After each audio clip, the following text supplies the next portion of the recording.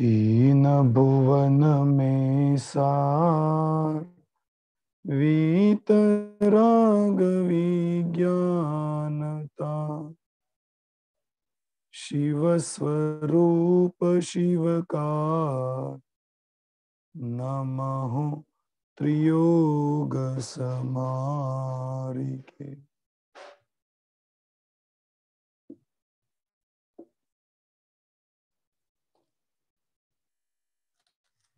अपनी यहाँ पर चर्चा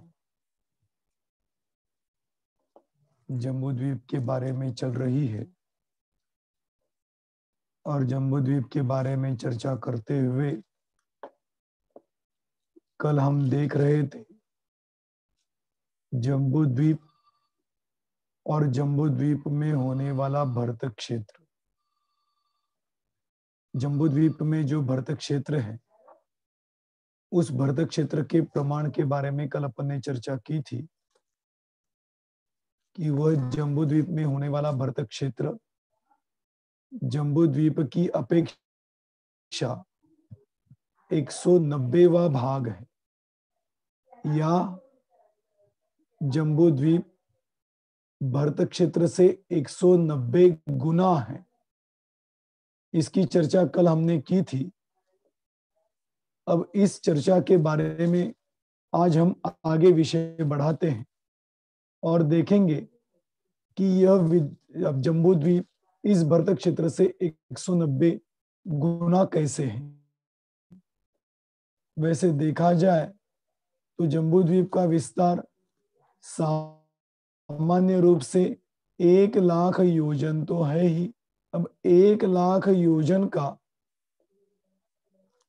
190वां भाग कैसे निकलता है, इसका गणित आज हमें यहाँ पर देखना।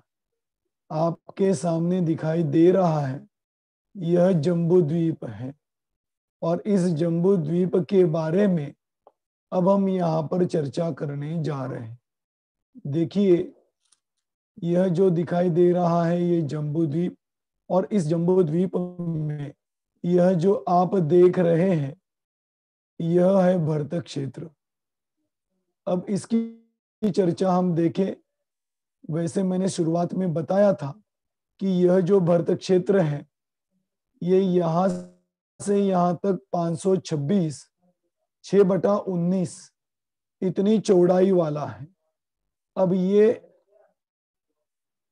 यहां से जब इस पर्वत पर पहुंचते हैं तो इससे दुगना होता है।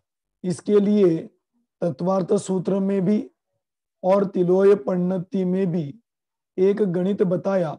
वो इस प्रकार से है कि यह जो भरत क्षेत्र है, यह भरत क्षेत्र, इसको हम एक शलाका माने।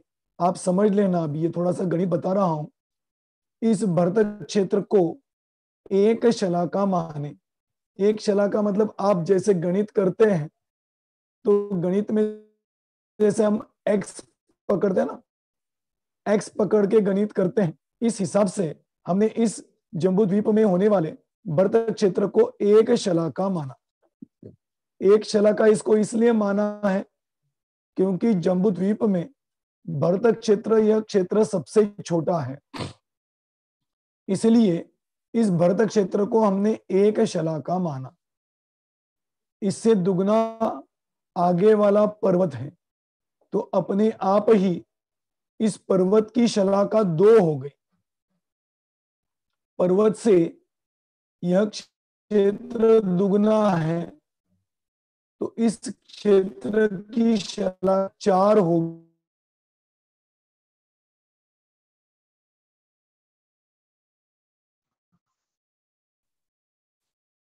इस क्षेत्र से यह पर्वत दुगना है तो इस पर्वत की शलाका 8 हो गई। आ गया समझ में ना आपको कि पहले क्षेत्र की शलाका 1 है, पर्वत की शलाका 2 है, इस क्षेत्र की शलाका 4 है, इस पर्वत की शलाका 8 है।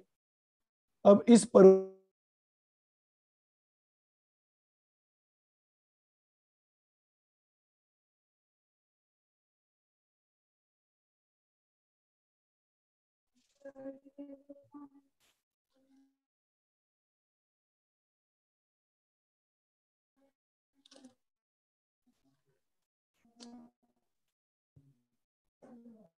इस क्षेत्र पर्वत दुगना है तो शलाका दुगनी,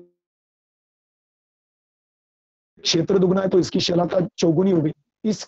अब इस क्षेत्र से यह पर्वत दुगना है तो इस पर्वत की शलाका 32 हुई। इस पर्वत से यह विधेय क्षेत्र दुगना है तो इस विधेय क्षेत्र की शलाका 32 का दुना 64 हो गई। ये आ रहा है ना समझ में सबको कि एक से शुरू करना।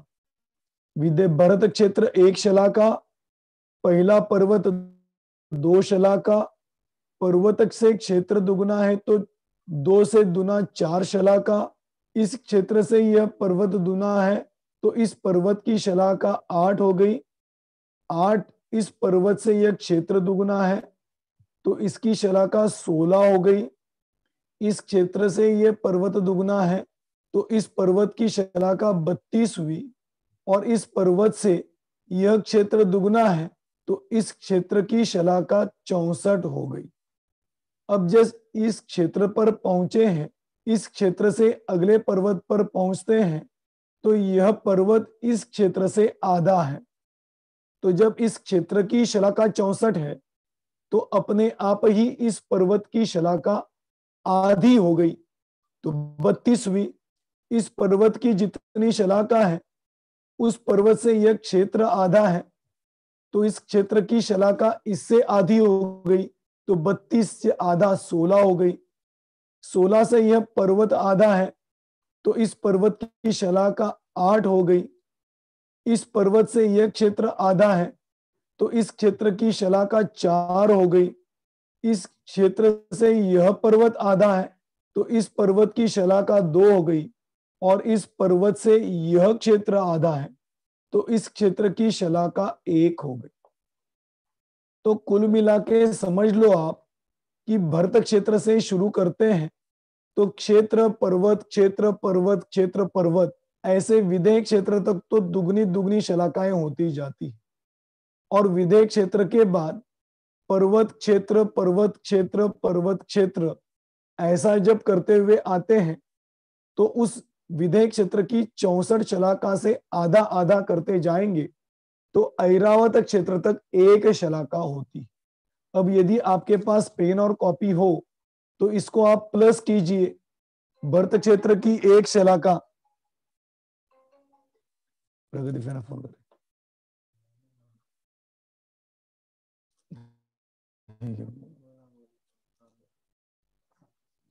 भरत क्षेत्र की एक शलाका इस पर्वत की दुगनी शलाका तो 1 + 2 + 4 + 8 + 16 + 32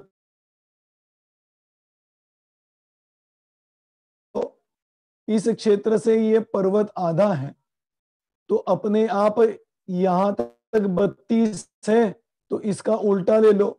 ऐरावत क्षेत्र से 1 शलाका 2 शलाका 4 शलाका 8 शलाका 16 शलाका और 32 शलाका। इनको यदि आप प्लस करोगे तो 1 से 32 फिर 64 फिर 32 से 1 इन सब को यदि हम प्लस करेंगे तो इसकी पूरी बेरीज हो जाती है 190। आ गया सबको समझ में? तो 1 से लेके 32 तक फिर 64 फिर 64 से फिर 32 और 32 से फिर 1 ऐसे कुल मिला के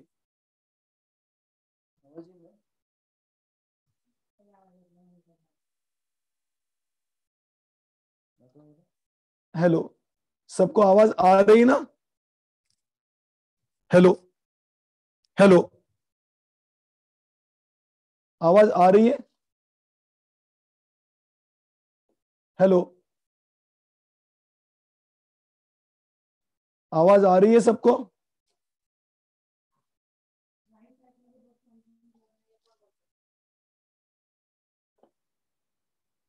ठीक है, आवाज तो आ रही है ना? हाथ तो खड़ा कीजिए तो मेरे को पता चलेगी कि आवाज आ रही कि नहीं। आ रही है आवाज, ठीक है। तो अभी देखिए 1 से लेके 32 तक और यहां से 1 से लेके 32 तक और बीच में 64 इन सबको यदि हम प्लस करेंगे तो 190 होता है। ठीक है, तो यदि जम्बू द्वीप का शलाका की अपेक्षा प्रमाण निकालेंगे तो सबका प्लस करना मतलब 190 शलाकाएं इस जम्बू द्वीप की हो गई।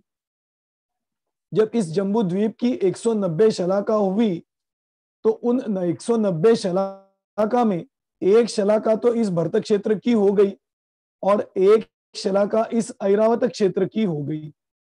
तो भरतक क्षेत्र की एक शलाका और ऐरावत क्षेत्र की एक शलाका और इससे 190 तक जाएंगे तो ये जम्बू द्वीप की शलाकाएं निकलती। इसलिए मैंने आपको कहा था कि ये भरतक क्षेत्र इस जम्बू द्वीप से 190वां भाग क्यों? क्योंकि इस जम्बू द्वीप की शलाका 190 होती है और एक शलाका भरतक क्षेत्र की होती है, तो अपने आप ही भरतक क्षेत्र का प्रमाण इस जम्बू द्वीप से 190वां भाग हुआ। या उल्टा लगा लो तो इस भरतक क्षेत्र से जम्बू द्वीप 190 गुना हो गया। आ गया समझ में? अब ऐसा ही निकालेंगे कि यह विधेय क्षेत्र है, यह विधेय क्षेत्र जम्बू द्वीप से कितना है? बहुत आसान है, क्योंकि जम्बू द्वीप भरतक क्षेत्र की शलाका 1 है और विधेय क्षेत्र की शलाका 64 है, तो यह विधेय क्षेत्र इस भरतक क्षेत्र से 64 गुना हुआ। आया समझ में? ऐसे ही आप किसी भी पर्वत की या किसी भी क्षेत्र की भरतक क्षेत्र की अपेक्षा कितना गुना है, यह बड़ी आसानी से निकाल सकते। आ गया समझ में? इस प्रकार से यह भरतक क्षेत्र एक शलाका वाला और विधेय क्षेत्र 64 शलाका वाला हुआ। जैसे मैं आपको पूछूं, हैमवत हरि विधेय ये तीसरे नंबर का पर्वत है, ये तीसरे नंबर का पर्वत भरतक क्षेत्र की अपेक्षा कितना गुना है? तो इसकी शलाका निकाल लीजिए। इसकी शलाका कितनी है? 32 है। तो अपने आप ही यह पर्वत इस क्षेत्र से 32 गुना हुआ। आया सबको समझ में? इस प्रकार से यह सूत्र जो हमने देखा था 32 नंबर का तत्वार्थ सूत्र का सूत्र, जिसमें यह बताया था भरतस्य विष्कंभो जम्बू द्वीपस्य 90 शतभाग। 90 शतभाग, 90 मतलब 90, शत मतलब 100, तो 190वां भाग यह भरतक क्षेत्र इस जम्बू द्वीप की अपेक्षा है। ऐसे इस भरतक क्षेत्र का जम्बू द्वीप की अपेक्षा 190वां भाग होता है। इस प्रकार से 190वां भाग वाला यह जो भरतक क्षेत्र है, यह भरतक क्षेत्र कैसा होना चाहिए, उसका क्या स्वरूप है, आज हमें इसके बारे में चर्चा करनी। कि यह भरतक क्षेत्र है, इस भरतक क्षेत्र में 6 खंड होते हैं। वह खंड कैसे होते हैं और उनका प्रमाण क्या है, उनकी चर्चा अभी हम करने जा रहे हैं।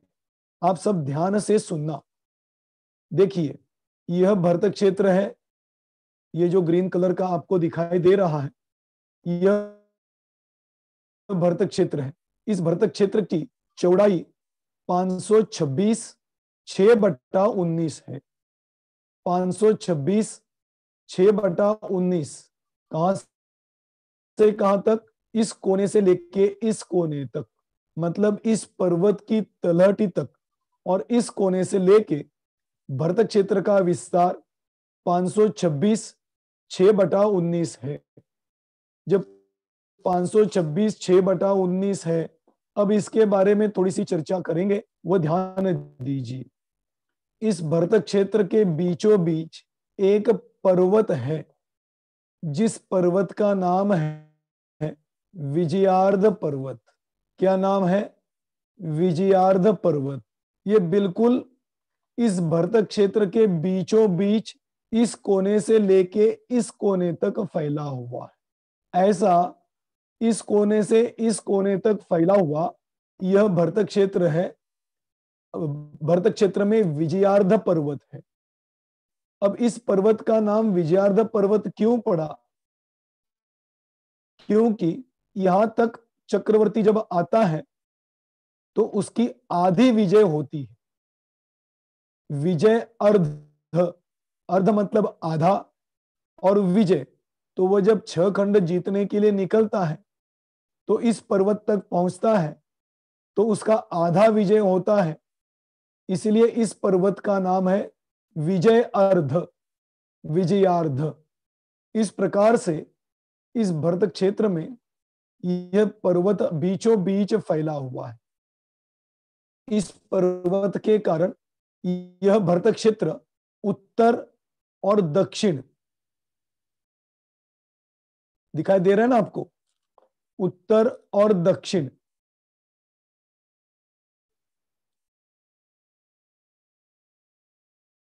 देखिए ये भरत क्षेत्र का उत्तर भाग हुआ जो हरा दिखाई दे रहा है, और ये भरत क्षेत्र का दक्षिण भाग हुआ। सुनाई दे रहा है आपको? हाँ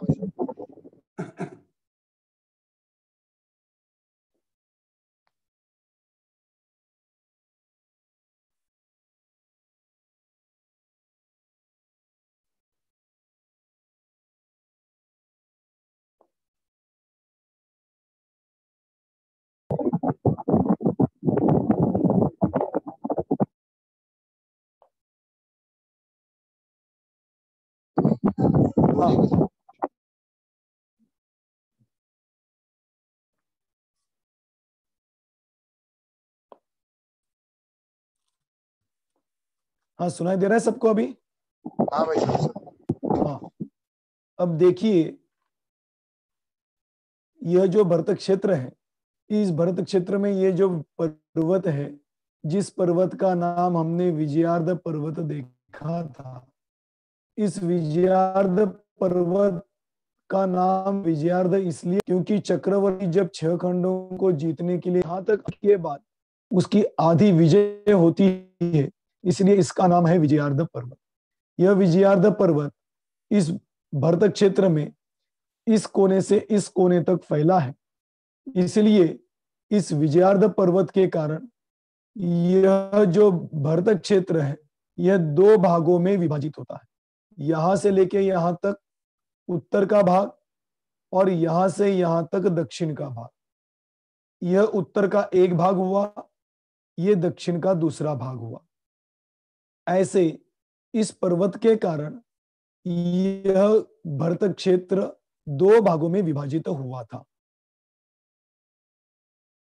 अब यह जो भरत क्षेत्र 2 भागों में विभाजित हुआ, वह 2 भागों में से और 2 भाग होते हैं। वह 2 भाग कैसे होते हैं उसको हम यहां पर देखने जा रहे हैं। देखिए यह आपको दिखाई दे रहा है, यह भरत क्षेत्र इस विजयार्ध पर्वत के कारण यह 2 भागों में विभाजित हुआ था। अब आगे के 2 भागों को यहां पर देखते हैं। इस भरत क्षेत्र में 2 नदियां बहती है। एक नदी का नाम है गंगा नदी और दूसरे नदी का नाम है सिंधु नदी। जो राइट हैंड में होगी वो गंगा नदी होती है, और जो लेफ्ट हैंड में होती है वह सिंधु नदी होती है। ये सिंधु नदी और गंगा नदी कहाँ से निकलती है, कैसे बहती है, इसकी चर्चा जब हम इस पर्वत की चर्चा करेंगे, हिमवंत पर्वत की, तब उसकी चर्चा करेंगे। अभी तो इस क्षेत्र में आने के बाद उसकी क्या स्थिति है इसके बारे में चर्चा कर रहे हैं। तो जब यह भरत क्षेत्र में गंगा नदी आ गई तो ये गंगा नदी यहां से लेके यहां तक बहती हुई इस समुद्र में जाकर मिलती है। अब ये कैसे गिरती है क्या इसकी चर्चा अभी करेंगे, लेकिन इतना समझना, यहां से लेके ये गंगा नदी इस लवण समुद्र में जाकर मिलती है। इस कोने से लेके भरत क्षेत्र के इस कोने तक ये पूरी की पूरी गंगा नदी बहती हुई जाती है। इसके कारण यह गंगा नदी इस क्षेत्र को इन 2 भागों में विभाजित करती है। एक तो यहां से लेके यहां तक का एक क्षेत्र, और फिर यहां से लेके आगे का एक क्षेत्र, ये गंगा नदी यहां से यहां तक बही, तो उसके कारण यहां से यहां तक एक क्षेत्र विभाजित हुआ और यहां से यहां तक दूसरा क्षेत्र विभाजित हुआ। आ गया समझ में? अब देखिए, जब गंगा नदी का विस्तार हमने देखा, अब सिंधु नदी का देखते हैं। जैसे गंगा नदी पर्वत के ऊपर से इस क्षेत्र में गिरती है और बहती हुई यहां से लवण समुद्र में जाकर मिलती है। जब लवण समुद्र में मिलती है तो लवण समुद्र में मिलते समय इस कोने से इस कोने तक यह सिंधु नदी बहते हुए बचे हुए क्षेत्र को भी दो भागों में विभाजित करती है। एक इस सिंधु नदी की पूर्व दिशा और इस सिंधु नदी की पश्चिम दिशा। इस प्रकार से यह सिंधु नदी भी दो भागों में विभाजित करती है। जब हम पूरे क्षेत्र को देखते हैं तो यहां पर गंगा नदी है और यहां पर सिंधु नदी है, और इस गंगा और सिंधु नदी के कारण यह पूरा का पूरा भरत क्षेत्र पूर्व और पश्चिम की अपेक्षा तीन भागों में विभाजित होता है। एक तो गंगा नदी का पूर्व की ओर की दिशा का क्षेत्र, फिर सिंधु नदी की पश्चिम की ओर जो क्षेत्र है वह, और इन दो नदियों के बीच वाला क्षेत्र। ऐसे गंगा नदी और सिंधु नदी के कारण यह जो पूर्व पश्चिम पहला फैला हुआ क्षेत्र है, यह तीन भागों में विभाजित होता है। एक तो पूर्व दिशा का क्षेत्र, एक पश्चिम दिशा का क्षेत्र, और एक दो नदियों के बीच वाला क्षेत्र। इस प्रकार से गंगा और सिंधु नदी के कारण यह भरत क्षेत्र तीन भागों में विभाजित हुआ, और इस विजयार्ध पर्वत के कारण यह भरत क्षेत्र उत्तर और दक्षिण दो भागों में विभाजित हुआ। तो अब इन सब को जोड़ देंगे तो आपको पता चलेगा कि यह जो आपके सामने दिखाई देने वाला भरत क्षेत्र है, यह भरत क्षेत्र 6 भागों में विभाजित हुआ। कैसे 6 भागों में विभाजित हुआ? इस नदी के कारण ये पूर्व दिशा, इस नदी के कारण पश्चिम दिशा, और दो नदियों के बीच का मध्य, और इस विजयार्ध पर्वत के कारण उत्तर और दक्षिण। जब ऐसा विभाजित होता है तो पहला यह क्षेत्र, दूसरा यह क्षेत्र, 1 2 3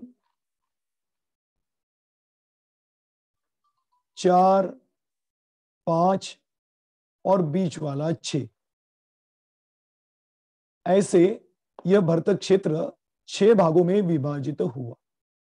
किनके कारण? गंगा और सिंधु नदी के कारण और इस विजयार्ध पर्वत के कारण यह भरत क्षेत्र इन 6 भागों में विभाजित हुआ। इन 6 विभागों को ही कहते हैं 6 खंड। आपने सुना था ना, भरत क्षेत्र में 6 खंड होते हैं। अब इसमें से कई लोगों को उठने वाले प्रश्नों को अभी यहाँ पे जवाब के रूप में बता देता हूं कि जो पहली नदी है गंगा नदी और जो दूसरी नदी है सिंधु नदी, ये गंगा और सिंधु नदी का और अभी भारतवर्ष में बहने वाली गंगा और सिंधु नदी का कोई संबंध है नहीं। भारत में बहने वाली गंगा और सिंधु नदी बहुत लिमिटेड क्षेत्र वाली होती है, और यहां पर बहने वाली गंगा और सिंधु नदी बहुत विस्तार वाली होती है। इसका विस्तार कितना है इसकी चर्चा अभी हम करने ही वाले हैं, लेकिन उसके पहले यह बताना चाहता था कि इस गंगा नदी का और भरत क्षेत्र में भारत में बहने वाली गंगा नदी का कोई संबंध नहीं। यह बहने वाली सिंधु नदी का और भारत में बहने वाली सिंधु नदी का कोई संबंध है नहीं। क्यों नहीं? इसका विस्तार जब आप सुनेंगे तो आपको स्वयं को ही पता चल जाएगा। अब देखते हैं, इन नदियों और पर्वतों के कारण यह जो भरत क्षेत्र 6 खंडों में विभाजित हुआ था, इसमें से एक खंड का नाम है आर्य खंड और बाकी 5 क्षेत्रों का नाम है म्लेच्छ खंड। ये जो आपको ग्रीन दिखाई दे रहा है, यह है आर्य खंड, और ये जो चारों ओर ब्राउन कलर के दिखाई दे रहे हैं, ये है म्लेच्छ खंड। जैसे 1, 2, 3, 4 और 5, ये पांचों के पांचों है म्लेच्छ खंड, और ये होते हैं आर्य खंड। इसको आर्य खंड और म्लेच्छ खंड क्यों कहते हैं? क्योंकि इस क्षेत्र में होने वाले जीवों की प्रवृत्ति, क्रियाएं आर्य जैसी होती है, और इन क्षेत्रों में होने वाले मनुष्य आदियों की प्रवृत्ति अनार्य होती है। देखिए, आर्य मूल शब्द है और उस आर्य को अविभक्ति लगती है तो अनआर्य, न आर्य, उसको कहते हैं अनार्य। तो आर्य किसे कहते हैं? पहला प्रश्न यही उत्पन्न होता है कि जिनमें धर्म प्रवृत्ति होती है, धर्म प्रवृत्ति की भावना होती है, धर्म क्रिया करने के विचार उत्पन्न होते हैं और धर्म मार्ग में लग सकते हैं, ऐसे क्षेत्र में उत्पन्न होने वाले जीवों को आर्य कहते हैं। देखो, यहां पर आर्य और अनार्य यह भेद इंद्रियों की अपेक्षा या मन की अपेक्षा नहीं किया, संगी असंगी ऐसे भेद नहीं किए, आर्य और अनार्य किए। क्योंकि अनार्य क्षेत्र में और आर्य क्षेत्र में जो मनुष्य गति के जीव होते हैं, वे संगी पंचेंद्रिय होते ही है। इसीलिए यहाँ के जीवों में, मनुष्यों में, और हमारे यहाँ के मनुष्यों में मनुष्यत्व की अपेक्षा कोई भेद नहीं। भेद कहाँ पे है कि यहाँ के जीवों को, आर्य क्षेत्र में उत्पन्न होने वाले जीवों को आर्य प्रवृत्ति मतलब धर्म प्रवृत्ति करने की भावना जागृत हो सकती है और करने पर होती भी है, और इन क्षेत्रों में नहीं होती। इसलिए इन क्षेत्र में उत्पन्न होने वाले जीवों को म्लेच्छ कहते हैं और इस क्षेत्र में उत्पन्न होने वाले जीवों को आर्य कहते हैं। इस प्रकार से ये हो गया आर्य खंड और 5 हो गए म्लेच्छ खंड। ऐसे भरत क्षेत्र में 5 म्लेच्छ खंड है और 1 आर्य खंड है। दूसरी और एक विशेषता बताना चाहूंगा कि इस आर्य खंड में उत्पन्न होने वाले जीव इस पंचम काल में पुरुषार्थ पूर्वक ही अपनी दिनचर्या चलाते हैं, और इस म्लेच्छ खंड में उत्पन्न होने वाले जीव भी पुरुषार्थ पूर्वक ही अपनी दिनचर्या चलाते हैं। ऐसे इन क्षेत्रों का विभाजन भले ही हो, लेकिन प्रवृत्ति समान होती है। इस प्रकार से यह म्लेच्छ खंड और आर्य खंड का विभाजन होता है।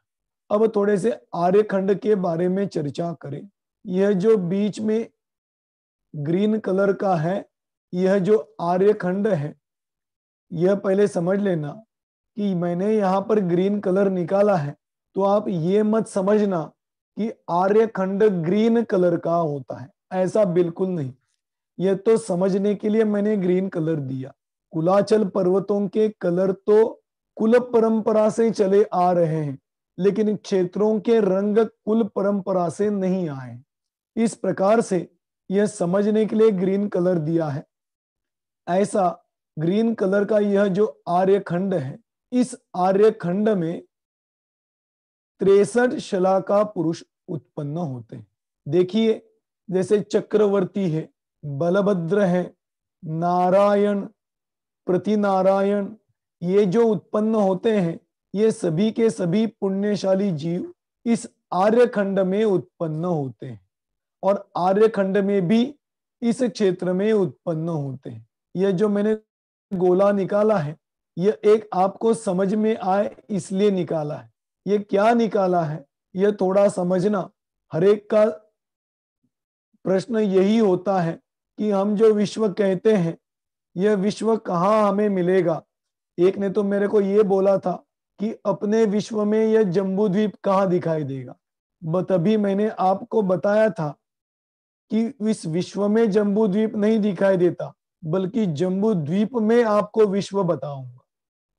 तो इस जम्बू द्वीप के, इस भरत क्षेत्र के, इस आर्य खंड में अपना पूरा विश्व समाया हुआ है। इतना ही हमारा विश्व है, और इससे विस्तार में इतना लंबा चौड़ा भरत क्षेत्र है, और इस भरत क्षेत्र से लंबा चौड़ा जम्बू द्वीप है। आप सोचना, तो इससे कितना गुना जम्बू द्वीप हुआ। थोड़ा सोचना कि हम जो कल्पना करने जाते हैं कि विश्व में जम्बू द्वीप दिखाई दे, तो वो दिखना संभव है ही नहीं, क्योंकि अपने विश्व से भरत क्षेत्र कई गुना अधिक है, और इस भरत क्षेत्र से जम्बू द्वीप 190 गुना अधिक है। तो यह जम्बू द्वीप इसमें समाना संभव ही नहीं है। इसलिए यह जो आपको दिखाई दे रहा है, यह है हम जो पढ़ते थे वह भूगोल, और जैन भूगोल की अपेक्षा इस विश्व से यह आर्यखंड बहुत बड़ा है। ऐसे इस आर्यखंड में यहां पर हमारे 63 शलाका पुरुष उत्पन्न होते, और यह 63 शलाक, आपने यह सुना होगा कि अर्धचक्री, प्रतिनारायण को कहते हैं अर्धचक्री, और चक्रवर्ती को कहते हैं पूर्ण चक्री। पूर्ण चक्री शब्द तो आता नहीं, लेकिन चक्रवर्ती। तो अर्धचक्री क्यों कहते हैं? ऐसा नहीं कि चक्रवर्ती के हाथ में जो चक्र आता है वह पूरा होता है, और अर्धचक्री के हाथ में होता है वो आधा चक्र होता है, ऐसा नहीं। बल्कि अर्धचक्री होता है, यह इन 3 खंडों को जीतता है। आपने रावण के बारे में सुना था। रावण जो था वह अर्धचक्री था, और विद्याधर भी था। तो अर्धचक्री कैसे? 1, 2 और 3, इन 3 खंडों का अधिपत्य जिसके पास हो वो अर्धचक्री, और इन 6 खंडों का अधिपत्य जिसके पास हो वो चक्रवर्ती। इसलिए चक्रवर्ती यहां पर उत्पन्न होता है और इन 6 खंडों को जीतता है, और अर्धचक्री भी यहीं पर उत्पन्न होता है, लेकिन इन 3 खंडों को जीतता है। इस प्रकार से यह अर्धचक्री और चक्रवर्ती इस भरत क्षेत्र के आर्य खंड में उत्पन्न होते। अब देखना, थोड़ी सी यह भी चर्चा करें। चक्रवर्ती 6 खंडों को जीतता है, तो वह किस प्रकार से जीतता है उसकी सामान्य चर्चा यहां पर अपन करने जा रहे हैं। चक्रवर्ती जो है ना, 24 तीर्थंकर हैं, तो तीर्थंकरों के काल में चक्रवर्ती भी थे, और उनका वर्णन भरत, जैसे भरत चक्रवर्ती का वर्णन आता है, तो भरत चक्रवर्ती ने 6 खंडों को जीता था। 6 खंडों को कैसे जीता था? देखिए, भरत चक्रवर्ती यहां से, जैसे आदि पुराण में आप पढ़ेंगे तो कुछ कुछ संकेत मिलते हैं चक्रवर्ती के जीतने की। तो भरत चक्रवर्ती पहले आर्यखंड के इस भाग को जीतता है, फिर आगे से यहां पर जाते जाते इस भाग को जीतता है। तो मतलब पहले इस पूर्व की दिशा को जीतता है, फिर पश्चिम दिशा को जीतता है। देखना, जैसे चक्रवर्ती के विशेषताओं की बात करने जाए तो बहुत विशेषताएं हैं, कहते कहते 1 घंटा लग जाए लेकिन उसकी विशेषताएं खत्म नहीं हो। जैसे कई बार आपने छोटे दादा का प्रवचन सुना होगा, वो तो अक्सर चक्रवर्ती के खीर के बारे में उदाहरण देते।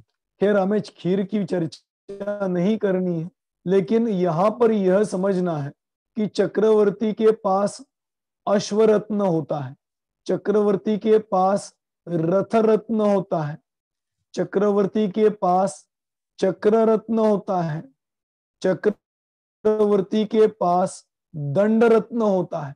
देखना, मैं ये बताने जा रहा हूं, रत्न, 9 रत्नों की चर्चा आती है। चक्रवर्ती का जो सेनापति होता है वह भी चक्रवर्ती का एक रत्न होता है।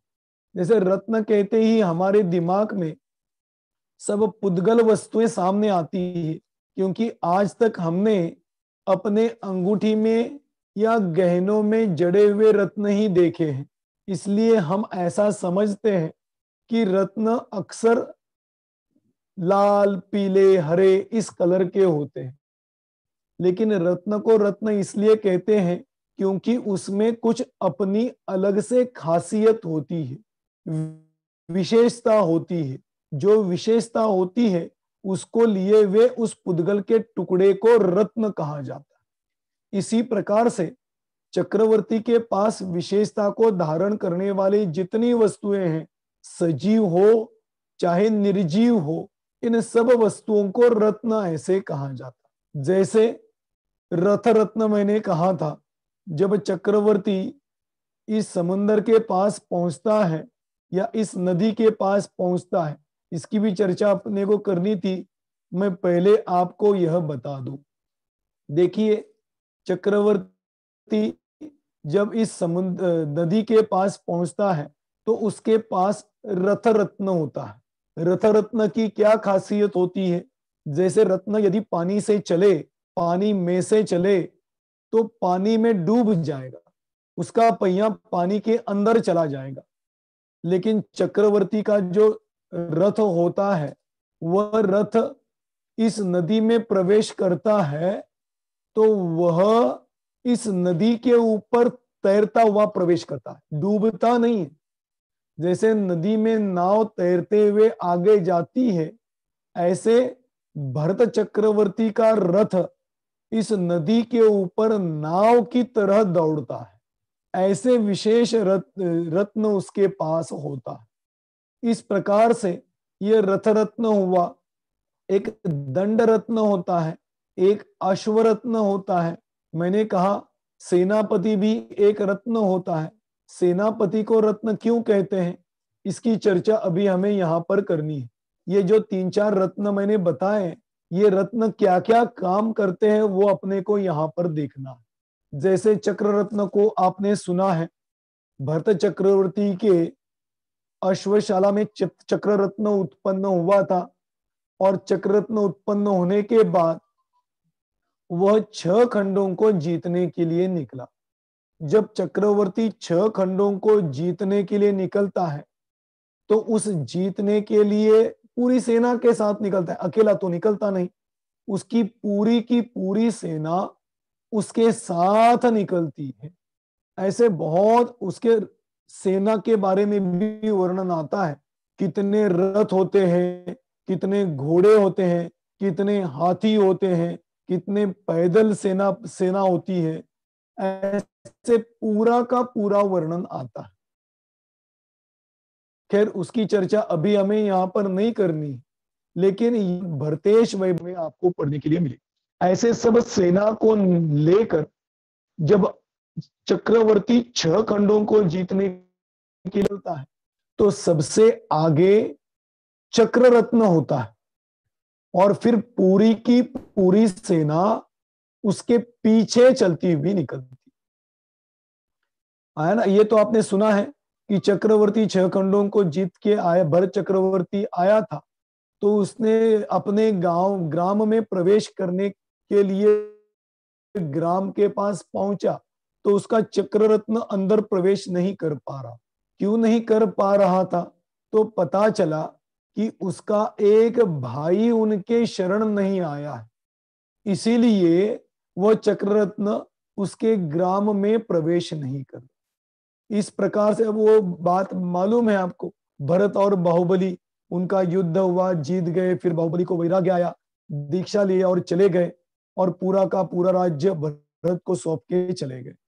लेकिन यह चक्र रत्न की खासियत बता रहा था, जब तक चक्रवर्ती 6 खंडों को नहीं जीतता तब तक यह चक्र रत्न एक बार वह अपने ग्राम को छोड़कर जीतने के लिए बाहर निकला तो उसके बाद पूरे 6 खंडों को जीत के नहीं आएगा, तब तक उस ग्राम में प्रवेश नहीं करता।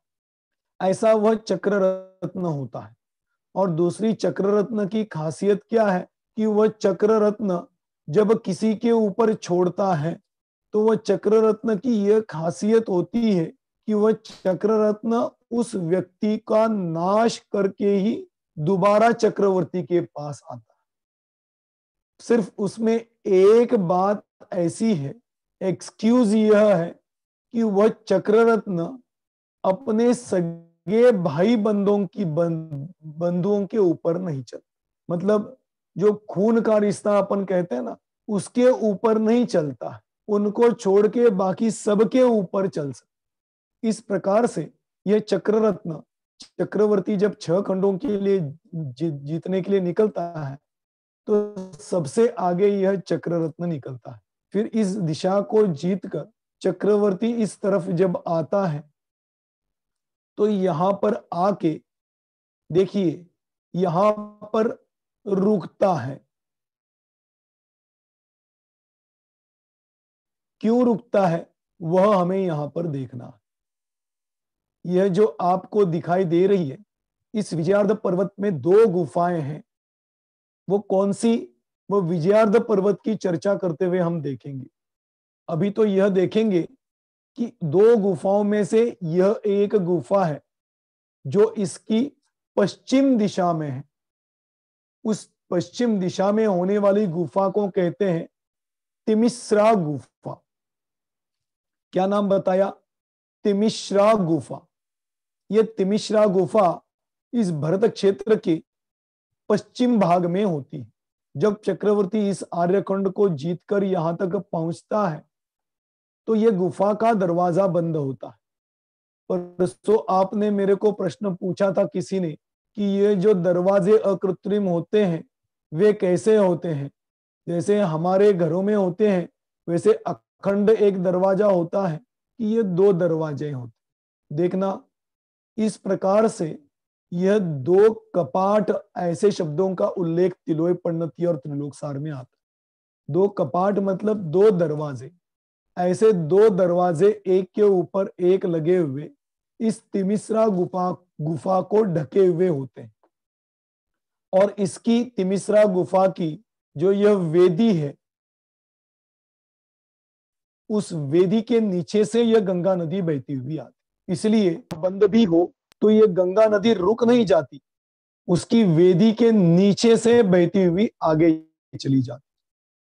अब चक्रवर्ती इस आर्यखंड को जीत के है तो तिमिश्रा गुफा बंद होती है। तो अब चक्रवर्ती इस तिमिश्रा गुफा से आगे कैसे जाएगा? तो चक्रवर्ती यहां से एक बाण छोड़ता। मैंने कहा था ना, हर एक अकृत्रिम क्षेत्रों के और जगह के अधिपति होते हैं। तो इस तिमिश्रा गुफा का भी एक अधिपति होता है, वह अधिपति यहां पर रहता है। अब ये कहाँ है, क्या है, ये चर्चा अपन करने वाले हैं। अभी तो आप देखो, इसका अधिपति यहां पर रहता है। अब यहां पर रहता है तो भरत चक्रवर्ती एक बाण छोड़ता है। यह बाण जब यहां पर पहुंचता है तो इस गुफा का जो अधिपति होता है उसको पता चलता है कि अब चक्रवर्ती इस गुफा तक पहुंचा हुआ है। ध्यान देना, इस गुफा को कोई ऐरा गैरा नहीं ओपन कर सकता। इसीलिए चक्रवर्ती यहां पर आता है तो इसका अधिपति चक्रवर्ती के पास आके वंदना करता है, नतमस्तक होता है और फिर वो परमिशन दे देता। औपचारिक परमिशन होता है, मतलब ये अपनी भाषा में कहे परमिशन देना नहीं देना, वो आके उनको स्वीकृत, वो आ ही गया तो चक्रवर्ती को स्वीकृति मिलती है कि अब यह गुफा का दरवाजा वह खोल सके। अब देखना, मैंने आपको अभी बताया था कि चक्रवर्ती के पास अलग अलग रत्न होते हैं। इन 3 रत्नों का प्रयोग यहां पर होता है। वे 3 रत्न कौन से? एक है दंड रत्न, एक है अश्वरत्न और एक है सेनापति। ऐसे 3 रत्नों का प्रयोग यहां पर होता है। जब चक्रवर्ती यहां पर आता है तो चक्रवर्ती के पास एक रत्न है जिसका नाम है अश्वरत्न। अश्वरत्न की यह खासियत होती है, अश्वरत्न मतलब घोड़ा, उसकी ये खासियत होती है, यदि वो ताकत से छलांग लगाए तो 1 योजन लंबी छलांग लगा सकता है। 1 योजन लंबी छलांग, इतना लंबा वह छलांग लगा सकता है। तो उस अश्वरत्न के ऊपर सेनापति बैठता है, और एक रत्न है जिसका नाम है दंड रत्न। अब जैसे डंडा अपन कहते हैं ना, ऐसा एक डंडा होता है। वो डंडा भी ऐसा होता है जिसके ऊपर प्रहार किया जाए, या तो उसके टुकड़े कर देगा या तो उसको खोल देगा। यह उस डंडे का डंडे की खासियत होती है। उसको कहते हैं दंड रत्न।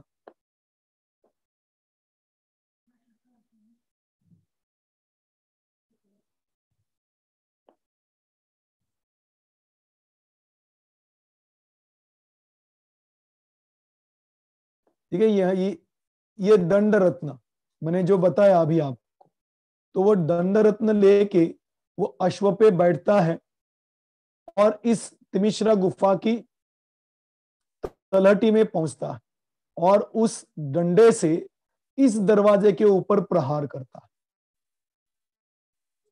जब इस दरवाजे के ऊपर प्रहार करता है तब यह दरवाजा अपने आप खुलता है, और जैसे ही दरवाजा खुल जाए वह जोर से छलांग लगा के रिटर्न आ जाता है। इतनी जोर से छलांग लगाता है क्योंकि जैसे दरवाजा खुलता है, यह दरवाजा कई सालों तक बंद होता है, इसलिए इस गुफा में बहुत गर्मी होती। यदि कोई उस गुफा में प्रवेश करे तो जल जाए उस गर्मी के कारण, इतनी गर्मी होती है। तो वह तुरंत ही घोड़ा जो होता है वो लंबी छलांग लगा के यहां तक आता, इसीलिए उसके ऊपर उस गर्मी का कुछ भी असर नहीं होता। इस प्रकार से यह गुफा खुलती है और इस गुफा को खोल के चक्रवर्ती अपना आगे का कार्यक्रम बनाता है। ये कैसा होता है आगे का कार्यक्रम, इसकी चर्चा अभी हम कल करेंगे। आज तो इतना ही देखा हमने कि यह चक्रवर्ती इस आर्यखंड में 6 खंडों को जीतने के लिए निकलता है। तो इस आर्यखंड में पूरे क्षेत्र को जीत कर तिमिश्रा गुफा है, और तिमिश्रा गुफा 3 रत्नों का प्रयोग करते हुए इस तिमिश्रा गुफा को खोलता है और फिर अपना आगे का प्रोग्राम बनाता है। वो आगे का प्रोग्राम क्या बनाता है, इसको यदि सुनना हो तो आप कल की क्लास में आइए। कल आपको आगे का प्रोग्राम देखने के लिए मिलेगा। ऐसे इस भरत क्षेत्र के आर्यखंड के बारे में हमने आज चर्चा की। अब किसी को कोई प्रश्न हो तो 1-2-5 मिनट में आप पूछ सकते हो।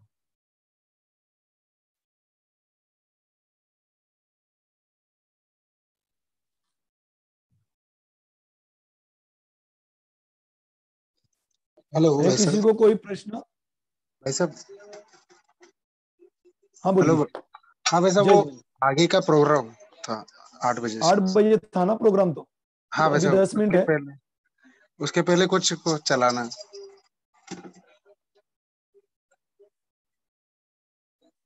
ठीक है, ठीक है। प्रश्न कल करते हैं फिर। आप ठीक। जिसको भी प्रश्न हो वह प्रश्न मेरे को जम्बू द्वीप का जो अपना ग्रुप है उसके ऊपर डालिए, तो कल की क्लास में मैं उस सबके जवाब दे दूंगा। ठीक है, चलिए आज यहीं पर विषय समाप्त करते ठीक हैं। है।